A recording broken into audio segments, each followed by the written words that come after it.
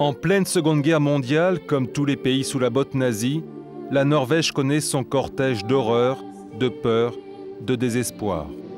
Ici comme ailleurs, il y a la collaboration et tous ces gestes petits et grands de résistance. Il y a aussi des romances, des histoires d'une nuit, parfois des soldats allemands, femmes norvégiennes et le temps d'une occupation, des milliers de bébés naissent, les enfants naturels de l'infamie. Là, comme partout, celles qui sont surnommées les filles à Bosch et leurs enfants sont diabolisés. Près de 60 ans après la fin de la guerre, les continuent à payer le prix de la honte et se battent.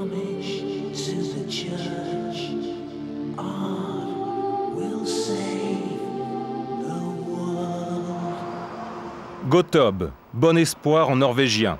L'espoir d'une vie paisible pour les patients de ce centre de convalescence. Difficile d'imaginer qu'ici s'est écrite l'une des pages les plus insoupçonnables de l'histoire de la Norvège. Trop jeune pour avoir connu le passé nuit et brouillard de son pays, le directeur du centre se souvient pourtant qu'il existe une vieille photo du lieu sous l'occupation. Un document qu'il tient à montrer à l'homme qui chemine à ses côtés. Tu vois quelque chose de connu, là? Oui, je suis assis là, bien grassouillé. Sur le cheval? Oui, sur le cheval. Je n'étais pas sur le bon cheval, je crois. Voilà, c'était comme ça. Je ne sais pas où cela pourrait être. C'était au rez-de-chaussée. On entre ici, en fait. Ah oui, je me souviens maintenant. Ici, à Gotob, il y a eu plusieurs milliers d'enfants. C'est incroyable. Cette photo n'a rien d'innocent. Pour Paul, elle témoigne d'une enfance volée. Elle signe le début d'une injustice qui va durer et le marquer à vie. C'est comme ça. La maison là-bas n'était pas là. Celle-là devant non plus. Voilà, c'est là, exactement là.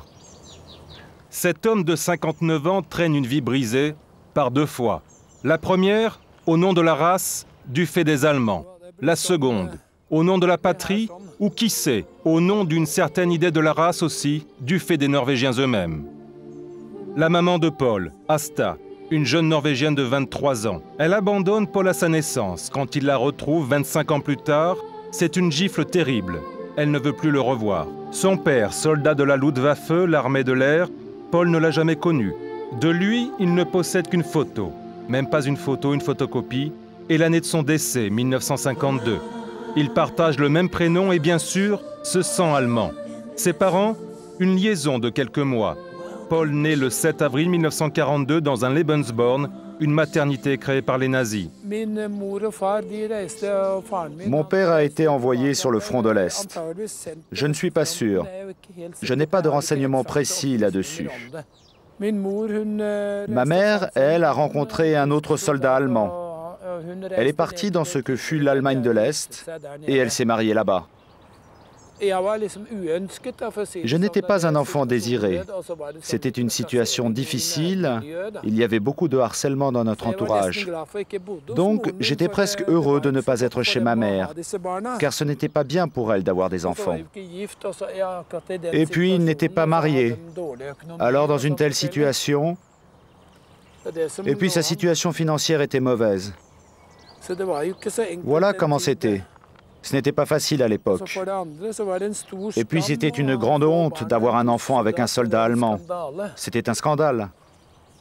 Et c'est pourquoi elles ont été tracassées. Enn at det finnes norske kvinner som bidrar til å gjøre livet lettere å leve for dem som har til oppgave å underkue Norge.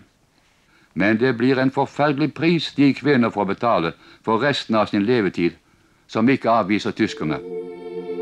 Ce message scelle le destin de milliers de Norvégiennes, et par là même, celui de Paul et des 8 à 12 000 enfants nés de pères allemands. Mais pour l'instant, le maître est nazi, et il applique à la Norvège sa loi du sang. Malgré lui, Paul se retrouve dès sa naissance cobaye de l'une des plus monstrueuses expériences de l'histoire, les Lebensborn, littéralement source de vie. Les pouponnières du Reich, nées du délire de Himmler, chef de la SS, ancien éleveur de poulets, obsédés par l'amélioration de la race. Les filles mères estampillées aryennes peuvent y accoucher discrètement et abandonner leur enfant à la SS. Le Reich compte faire de ces bambins des soldats et des reproductrices. Dès 1941, Himmler, grand admirateur de la race nordique, crée les premiers Lebensborn en Norvège. À la fin de la guerre, il y en a 10, autant qu'en Allemagne, plus que dans n'importe quel autre pays occupé. Paul y passe les premières années de sa vie, entouré, choyé, le privilège du sang.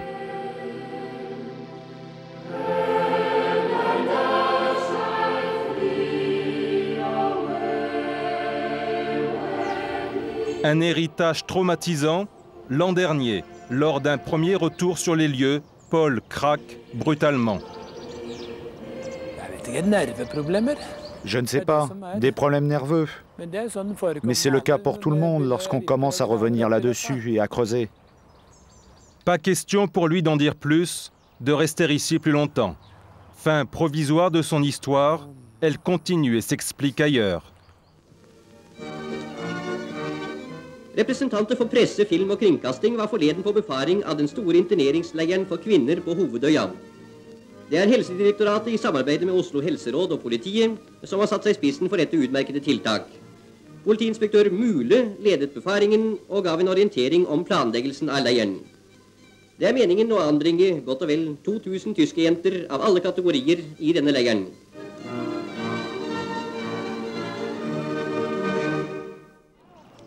Men det blir en forferdelig pris de kvinner får betale for resten av sin levetid.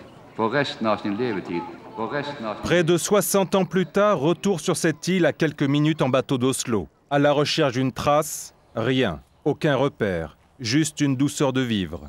La mémoire, elle, a déserté les lieux, confortable amnésie. Sauf quand un historien, l'un des rares connaisseurs de cet épisode, situe l'emplacement du camp fantôme. Oui, c'est Hovedøya. Et le camp où les femmes étaient internées était dans cette zone. Et il ne reste rien du tout des bâtiments.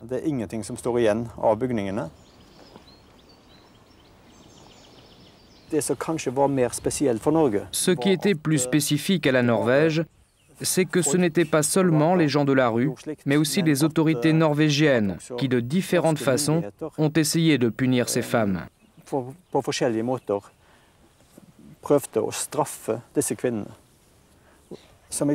La raison pour laquelle on les internait était assez douteuse, et on a utilisé d'autres arguments et d'autres bases juridiques afin de justifier leur internement. Entre autres, on a mis en œuvre un règlement sur la lutte contre les maladies vénériennes, donc pour éviter la propagation de ces maladies. À ce moment-là, les femmes ont été internées afin qu'elles ne constituent pas un danger de contamination. Mais en réalité, beaucoup de ces femmes n'avaient jamais eu de maladie vénérienne. 1000 femmes internées ici sans jugement, 14 000 pour toute la Norvège selon des estimations. Certaines sont emprisonnées avec leurs enfants, adoption de force, privation de citoyenneté, expulsion vers l'Allemagne. La vengeance de l'État norvégien est implacable. Pour tout écho, cette pelouse immaculée.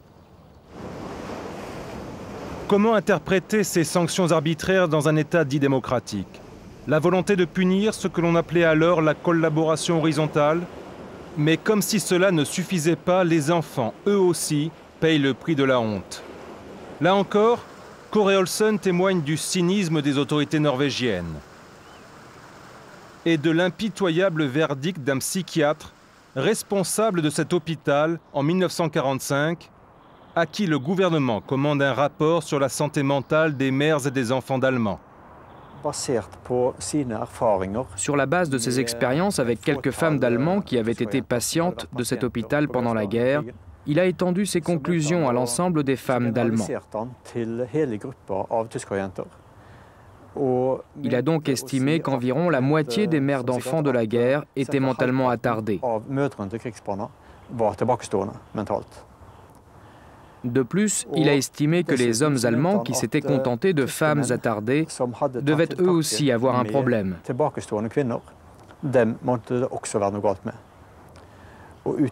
Sur la base de ses connaissances sur l'hérédité, il a conclu que plusieurs milliers de ces enfants de la guerre étaient mentalement attardés et que cela constituerait un grand problème pour les autorités norvégiennes qui devaient faire quelque chose. Paul est l'une des victimes de ce jugement absurde.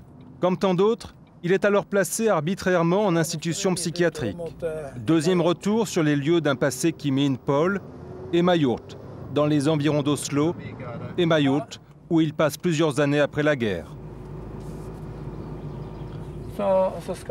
Donc, on va aller là-bas. Il faut aller doucement là.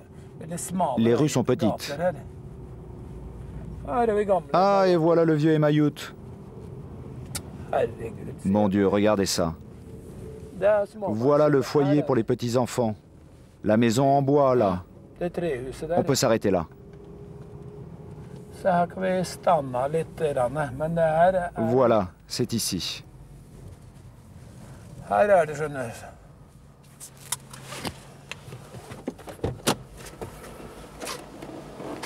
Paul est interné ici de 1946 à 1950 en compagnie d'autres enfants.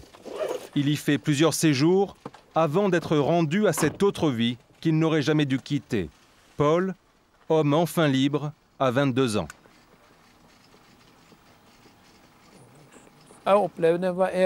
J'ai vécu avec beaucoup de personnes malades ici, alors qu'en fait on était normaux.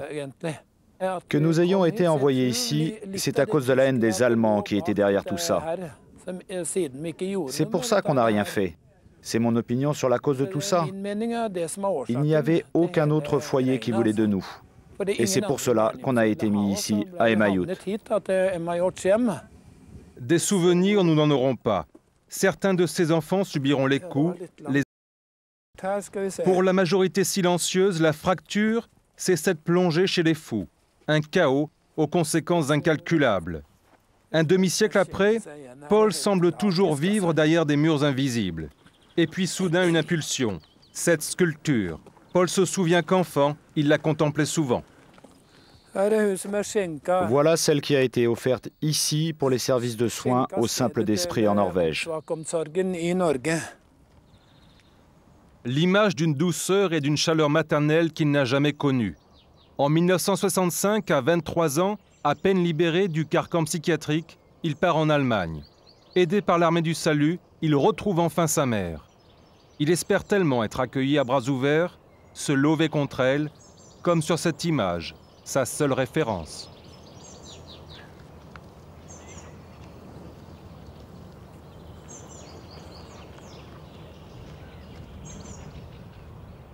Je lui ai dit que j'avais passé du temps à Emmajolt, chez les attardés mentaux. Elle m'a dit « Tu n'es pas le seul ». Mais ça, je le sais très bien. Et puis elle a commencé à devenir amère. J'ai passé 3 semaines là-bas, même si cela peut paraître étonnant. Ensuite, je suis rentré. J'ai pleuré pendant tout le voyage en train.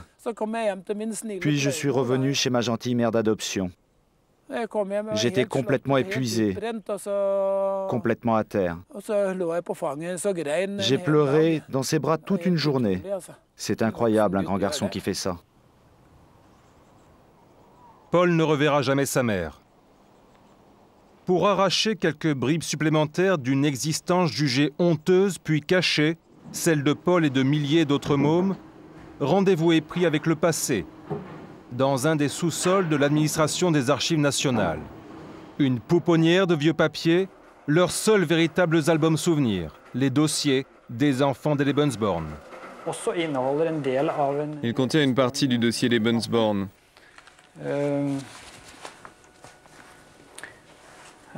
Ici, par exemple, Gesundheitsbogen, Lebensborn Mütterhilfe, Ordalswerk, Gesundheitsbogen. C'est le carnet de santé de l'enfant. Là, nous avons un résumé de ce garçon en 1947 et une photo de lui à 5 ans. C'est écrit à Emmajolt, où il a été. Une seule et même chemise où sont mélangés le dossier Lebensborn et ceux des foyers psychiatriques norvégiens. Un seul et même dossier qui laisse le sentiment malsain d'une continuité administrative. La guerre, l'occupation, la libération, pour Paul, tout cela n'a pas existé. Seulement 4 murs et un seul dossier, l'Allemagne, la Norvège, un seul cobaye, observé, disséqué.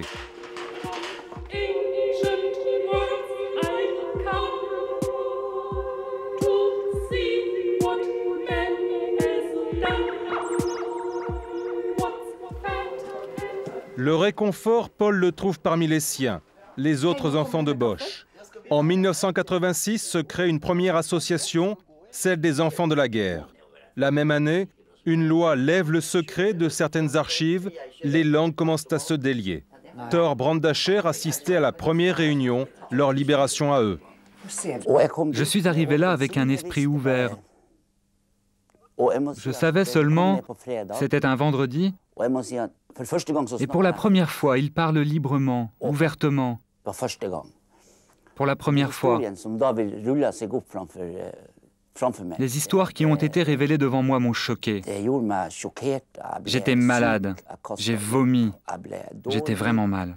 C'était au-delà de tout ce que l'on pouvait imaginer, tout le mal que l'on peut faire subir à des enfants sous l'égide de l'État. Ils ont fait des livres gros comme ça sur nos déficiences mentales. On était porteurs de gènes de maladies mentales. Nos mères étaient des... Nous serions des traîtres potentiels à la patrie. Il fallait nous contrôler.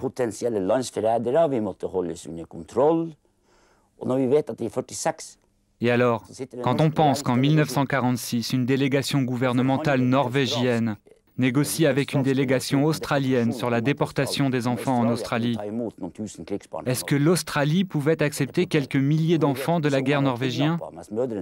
Ces enfants avaient été kidnappés alors que leur mère était en camp de concentration.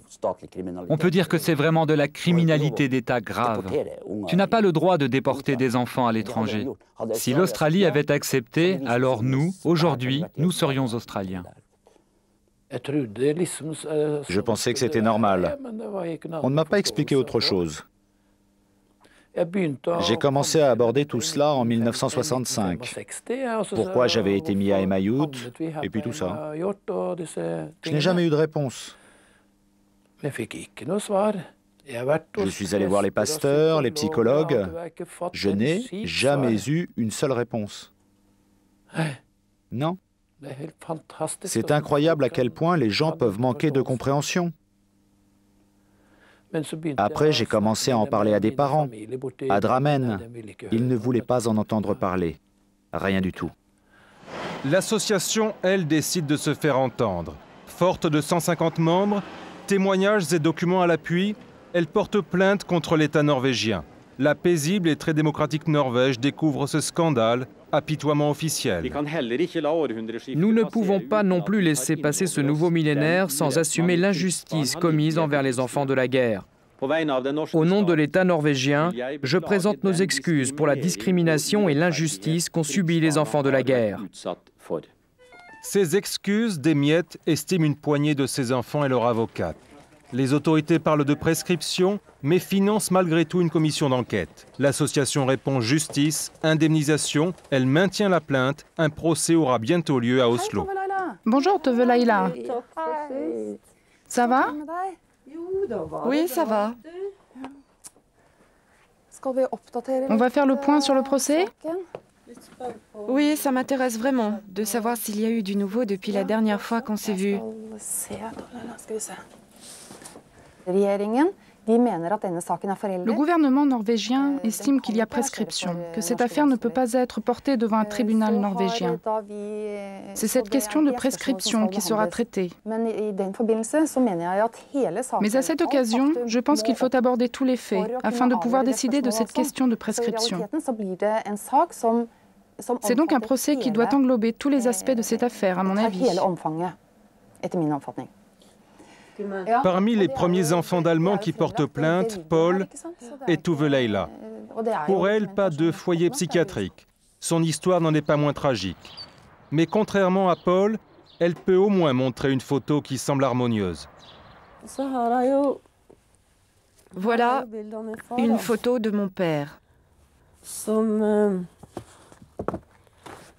Et là, vous voyez, ils ont l'air assez heureux.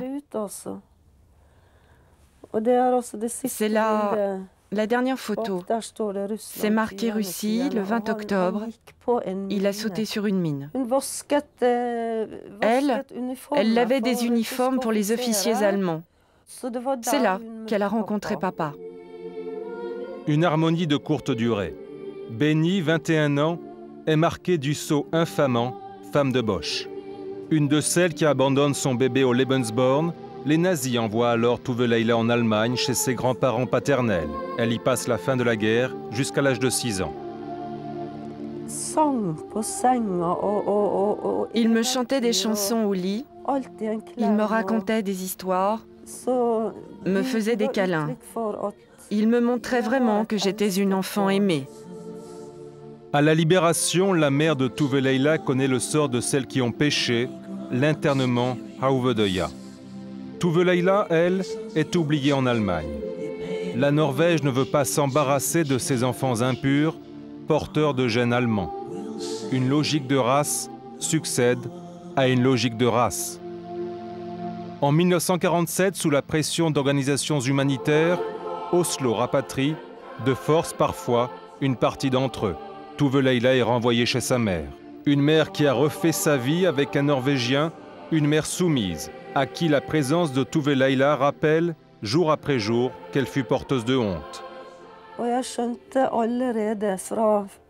J'ai compris dès le premier jour que je n'aurais jamais dû naître.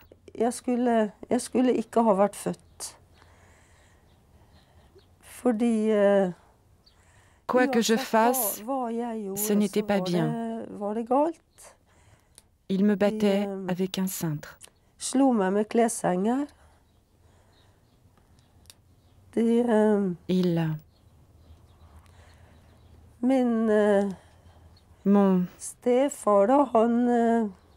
Mon beau-père,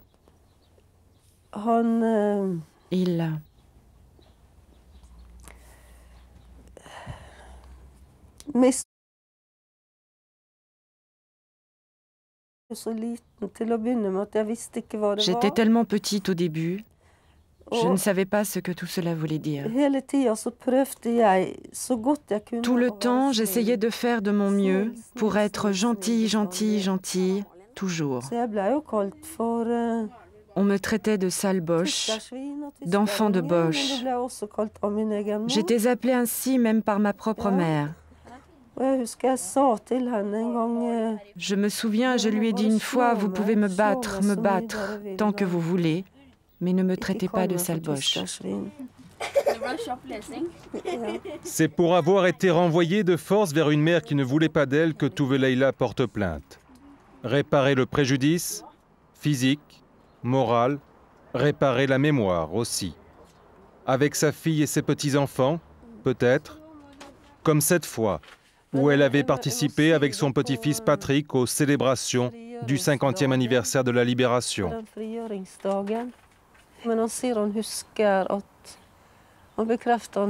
Il confirme qu'il se souvient que j'ai participé au défilé de son école.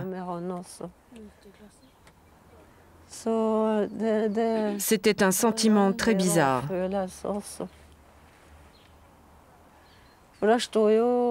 Il y avait le proviseur de l'école qui parlait de la guerre. Je ne sais pas si vous pouvez imaginer ce que j'ai ressenti. Tout était négatif à propos des Allemands et je devais fêter ça avec mon petit-fils. C'était très difficile. Retrouver la paix, tenter de réparer le lien brisé avec sa mère. Un appel sans retour, le combat d'une vie.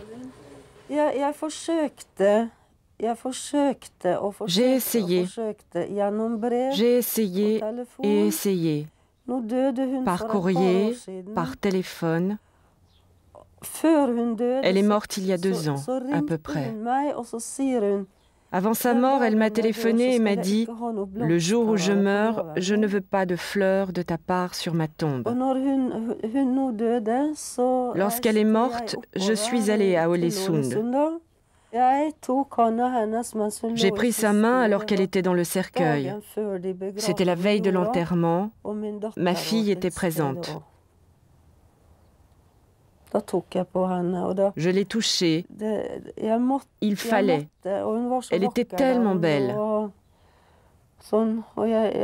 Je sais que j'ai fait ce qu'il fallait. J'ai eu une sorte de paix intérieure. Et elle ne pouvait pas me battre là. Ça a l'air macabre. Mais c'était pour lui donner la paix que j'avais besoin de la voir et de la toucher. Tous les enfants nés de pères allemands n'ont pas connu ce destin, mais aucun n'en est sorti indemne. Aucun. En Norvège, la commission d'enquête va tenter d'aller plus loin, mais dans la plupart des autres pays européens, l'histoire de ces enfants de la honte reste à écrire.